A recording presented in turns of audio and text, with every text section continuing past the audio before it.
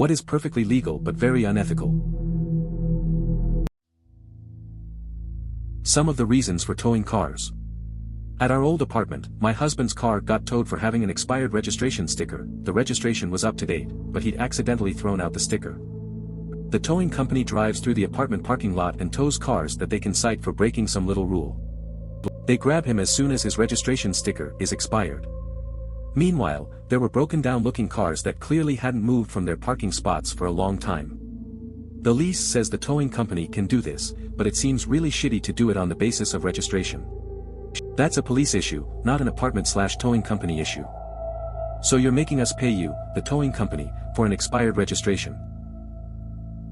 Towing can be pretty annoying, especially when it's for something small like an expired sticker. Makes sense that you'd feel it's unfair, especially if there are worse cars around. It's frustrating when rules seem to target minor issues while bigger problems get ignored. Seems like a money grab more than anything else. The whole process can definitely leave a bad taste. Taking your money for a product, then having that product collect your location data every minute of the day, and turning around and selling that location data as well to whoever the hell wants to buy it. Permission is buried in page 82034 of the fine print. You'd be surprised how many companies and products do this. For example, GM tried to sell location data collected from OnStar, until there was an outcry against it. You already paid them tens of thousands of dollars for the car, but they were still going to wring a few more bucks by selling your privacy. This kind of stuff happens more than you'd think. Companies often prioritize profits over user privacy, hiding consent details deep in the fine print. It's pretty unsettling knowing that even after you pay for a product, they might exploit your data. The GM example shows it's not just random apps, big names are involved too. It makes you think twice about what you're really buying.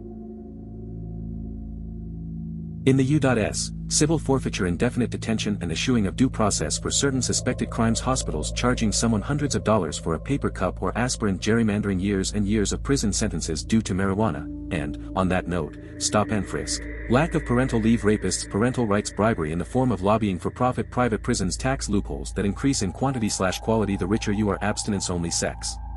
Ed. The list highlights various systemic issues in the U.S. There's a mix of legal and social problems affecting many aspects of life. Things like civil forfeiture and indefinite detention raise concerns about justice and due process. The high costs in healthcare and the complexities of parental rights are troubling too. Overall, it seems like a lot of areas need attention and reform. According to Warren v. District of Columbia, the cops have no legal duty to protect the general public. This was upheld by a federal judge in late 2018 after the Parkland shooting, when an on-site cop failed to intervene the shooter and failed to alert outside authorities that the security cameras were behind by some minutes, not a direct live feed. Some cops have been pressured to remove, serve and protect from their cars and logos since, but it's still a fact that I don't think a lot of people know. The system is broken. The legal decisions around police duties can be surprising. The case you mentioned highlights some serious issues with how authorities respond to threats. The fact that there are discussions about removing, serve and protect, shows a growing awareness of these problems. Many people might not realize the limitations of police responsibilities. There's a lot to think about regarding public safety and what that really means in practice. Keeping parrots without companionship or frequent interaction, or in a cage that's too small or lacks enrichment. Even outside of African greys, most of the large parrots have a level of intelligence equivalent to at least a 2-year-old child and a similar need for social interaction. Parakeets, while not the brightest, also have a huge need to socialize. If you're going to have a clever, intelligent pet that might potentially be sapient, while not as smart as corvids, parrots hit a number of the indicators. Keeping it in good physical condition is not enough. You have the responsibility to keep its mind healthy and happy too. The same really goes for all pets, but it's particularly terrible with parrots, who have much higher needs than even dogs or cats. It's important to consider the social needs of parrots. They require more than just physical care, they need interaction to thrive. Keeping them in small cages or without companionship isn't ideal. While they might not be as smart as some other animals, they still need mental stimulation. Overall, attentive care is crucial for the well-being of these intelligent pets. It's a big commitment that shouldn't be taken lightly. Supporting the abuse and killing of a few thousand land animals during your life. If you'd performed the same kind of abuse on just a few pets and you were caught, you'd be in jail in my country. A few dozen animals a year. No problem. A pig farmer abusing 40,000 pigs a year and selling them to be killed. Please, take our government subsidies. Slaughterhouse workers spending 40 hours a week slitting the throats of animals that have been severely confined all their lives. Please take our money already. The contrast here is pretty striking. People can easily condemn individual abuse, but systemic issues don't get the same response. It's interesting how society often turns a blind eye to large-scale animal farming practices, despite their ethical implications. Seems like it's more about economics than morality for some. Keeping that disconnect in mind can make you rethink a lot about how we treat animals overall. Many parts of the world. Try Mississippi. I used to work for David's Bridal in Louisiana right across the Mississippi border. One day a 14-year-old came in looking for wedding dresses with her mom and some other women. She was engaged to be married to the elder of her church or something, but it sounded like a cult. I told my manager, who called authorities but found out that it's legal in Mississippi with parental permission. This girl was so excited to get married, but when I asked her questions about what marriage was like or what marriage entailed, she just said that it's when a girl loves a man and cooks and takes care of him, and it was clear she knew nothing about sex or anything. She was very naive. That was many years ago and it haunts me still. That's a pretty intense situation. It's tough to see someone so young caught up in something like that. The whole thing raises a lot of questions about what society allows, especially regarding marriage and age. It's interesting how different places have different laws about relationships. I get why that experience stuck with you. It's hard to forget something that feels so out of balance. Civil forfeiture is one of the most unethical uses of law enforcement. And it doesn't matter if you are later found to be innocent, your money, your car, your house can all be seized by the government and never returned. That's so weird. We have a civil forfeiture style law, but nothing is given away until after a guilty verdict. Even then the money goes to the victim or a specific cause to address their crime. Random example, if someone robbed a load of orphanages, the money would go to those orphanages and or to children's charities. It's interesting how different places handle civil forfeiture. The idea of seizing assets before a guilty verdict does raise questions about fairness. In your case, it seems they're trying to make it more just by directing the money to victims or causes. It's a more ethical approach, for sure. Just reinforces how laws can vary and affect people differently. I had my truck towed while living in an apartment complex. I woke up that morning to find it gone. Before calling the police, I called the office to ask, as they were great at having vehicles towed for little to no reason. They told me they had a truck near my building towed because the registration was out of date and it had been sitting there unmoved for over a month. I asked them which company they had used, as they had apparently taken mine by mistake. I call, they have my truck. They told me how much it was to get it back. I explained to them that they had the wrong truck because my registration was up to date. They argued with me and said it was towed, I had to pay to get it back. I hung up and talked to a lawyer friend about my options. He suggested calling the police to report it stolen. I called a non-emergency number and do that. They come to my place and I explained what happened. I even showed them the black, mine was blue, truck they should have taken. The officer takes me to the lot where my truck is and explained to them that I was filing charges against them and what would happen if they didn't give it back. The guy says I can have it back after I pay. The officer said to me, go ahead and pay him so I can add the charges of selling stolen property onto the list. The guy goes pale and gets my keys for the bay it's parked in. It was in a place that looked like it was built as storage units. Tells me to take them and tells me where it is in the building. The best part is we had a major hailstorm come through, causing a ton of damage to cars in our parking lot, including the truck they should have taken. Mine was safe because it was sitting inside. The next day the black truck was finally gone. Edit for clarity. Thanks for pointing it out to me. That sounds like quite the mess with your truck. It's annoying when those mistakes happen. Good thing you had a lawyer friend to help you figure it out. Calling the police was a smart move. Seems like the towing company realized their mistake once you got the officer involved. At least your truck was safe during that storm. Must have felt good to get it back in the end. Oh man, we live in the city near a university town and parking is awful around here. My boyfriend's car once got towed because they were trying to clear the streets for a classic car show the next day. And we barely made it to the tow place before close. if we hadn't he would have been charged another $150 for a second day in the tow lot. Perfectly legal for the city to do since they technically have an ordinance that no parking is allowed on the streets from 2 to 5 a.m., but that ordinance isn't actually posted anywhere. Residents in the city don't get any other parking without paying $100 a month, and there was no advance signage for this event like they usually do to stop people from parking at the meters in the first place. It was a fucked up situation. When I had to wake up early a week later to move my own car for a similar event, I got real sassy with a cop, which is very out of character for me, but I was pissed and sleepy. Sounds frustrating to deal with parking like that. It's wild how cities can have these rules but not inform anyone properly. Getting your car towed always feels like a ripoff, especially with hidden fees. I can see why you'd get sassy with a cop after that experience. Being tired and annoyed usually brings out the worst in people. I once came back from vacation to over $1,000 in parking tickets. I left it parked, legally, on a commuter parking lot with valid permit to do so. City decided to refinish the lot, and moved my car out of the way.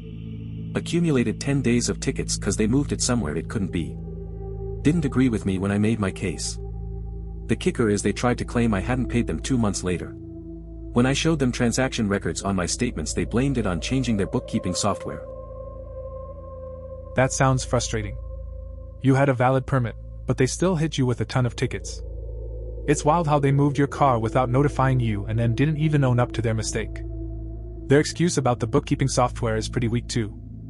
It's just a hassle to deal with. Hopefully, you were able to resolve it eventually. One problem in the US is the enforced minority-majority districts.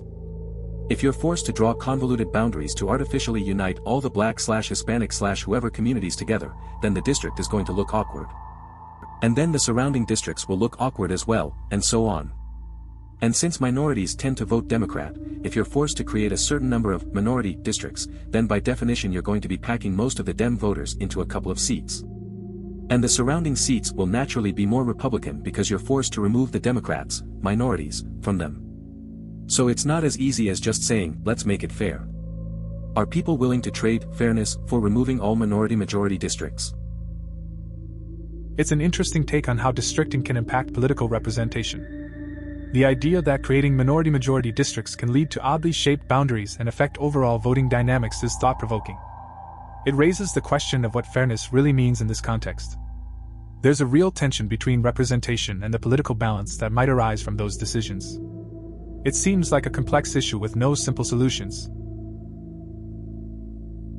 I used to sell them at one of the most prestigious companies that were professional payday loans, legally not a loan, called a cash advance. We did flat rates and an average was a 1.18, meaning 100K would pay back 118K. However, there is a company out there, I'll keep them anonymous, but they will fund just about anyone. Their rates never change. They are 1.68 plus an 8% fee over a 3-month term, 66 daily payments. That means if you took 100K, you would only receive 92K in your bank account and you would pay back 168K. You would have a Monday through Friday payment of $2,545.46. After many years working there I took a 70K pay cut to start at a new company because I couldn't justify selling those types of loans to people in desperation mode. A guy I did business with killed himself over it, many people lost their businesses and declared bankruptcy. Another guy was taking loans to pay off loans so he would keep his head above water. He paid over $1 million in interest over a 4-year period of time. This sounds pretty grim. Selling those high-interest cash advances can lead to some tough situations for people. The consequences can be severe, and it's rough to think about the impact it has on individuals. It's notable that you chose to leave that environment, especially with such a significant pay cut. Making that decision must not have been easy, but it seems like it was the right thing to do. Works slightly different in the UK. We get a loan that you don't have to repay until you earn X amount per year. The interest rate is capped at a set percent and amount. So if you take 2 years to get employment or 20 years you still pay exactly the same amount. Additionally, if you've gone 30 years without earning the threshold the debt is scrapped completely. To make it sweeter, a student loan can't go against your credit score or have any impact on future stuff like bank mortgages, etc. I'd say the system is hit and miss. It works, that's for sure, but the amount of people I know who openly admit to being here for the free money and doing the bare minimum to pass is unreal. The UK loan system does have its quirks. Delayed repayments and capped interest can be helpful. The idea of debt being erased after a long time is interesting. But it's a mixed bag. Some people might take advantage of it, focusing on just passing without truly engaging. It's good for those who struggle but raises questions about motivation for others. Balancing support with accountability seems tricky here. To help explain this a wee bit. I am foster dad in Central Texas. We get a reimbursement for our estimated expenses for our foster kiddo. They estimate something like $24 per day to feed and clothe this kid, and get any OTC meds he is cleared for, any extra gas we use transporting him, etc. I think technically 60% of it needs to go for clothing, but I've never heard it being challenged. So, whatever. Now, WIC and CCS are two programs kiddo has going for him, so some free, to us, food, and daycare paid for, assuming the funding lasts the year or is not cut or whatever. Healthcare is Medicare or Medicaid or one of them. Wife would know. You can look that up. The cash money. Tax exempt. Now, one kid, 24/day. $720 per mo. 2 kids. 3. HRMM. My wife and have legit talked about her leaving the workforce to fulfill her dream of being a stay-at-home mom, and if we foster and then adopt 2 or 3, and here is a kicker, minority kids, or medical/special needs kids, often for more than the base rate, often the money continues after adoption.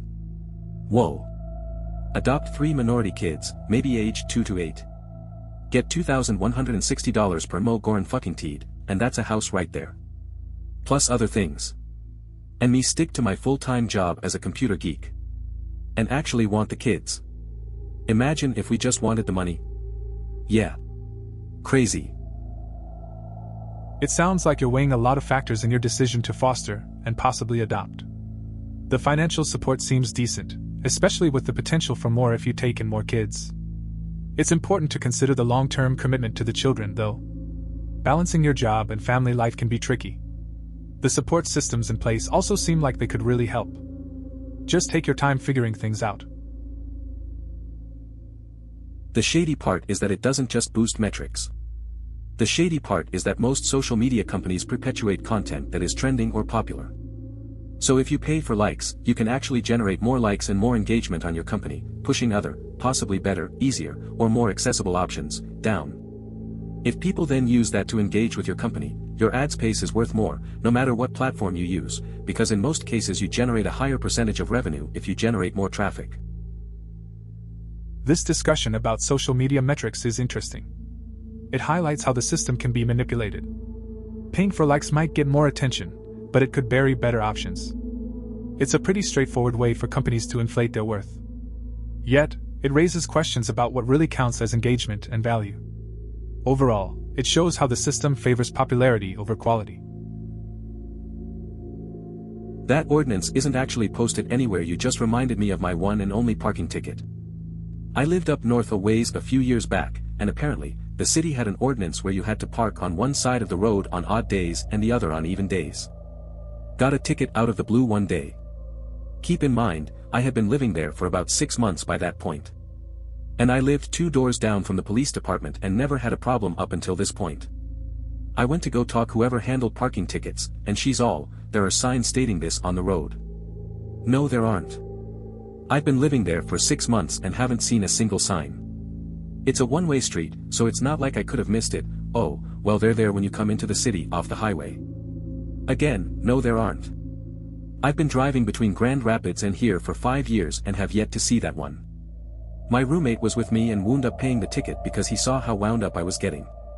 He agreed with me that there weren't any signs. I felt horrible that he felt the need to pay it. He was a good guy at times. That sounds pretty frustrating. Not having clear signs can really mess you up, especially when you're following what you think are the rules. It's strange that they expect everyone to know about an ordinance without any visible reminders. It's good your roommate helped out, but it's a tough situation when you feel unfairly treated like that. Not much you can do other than learn from it, I guess.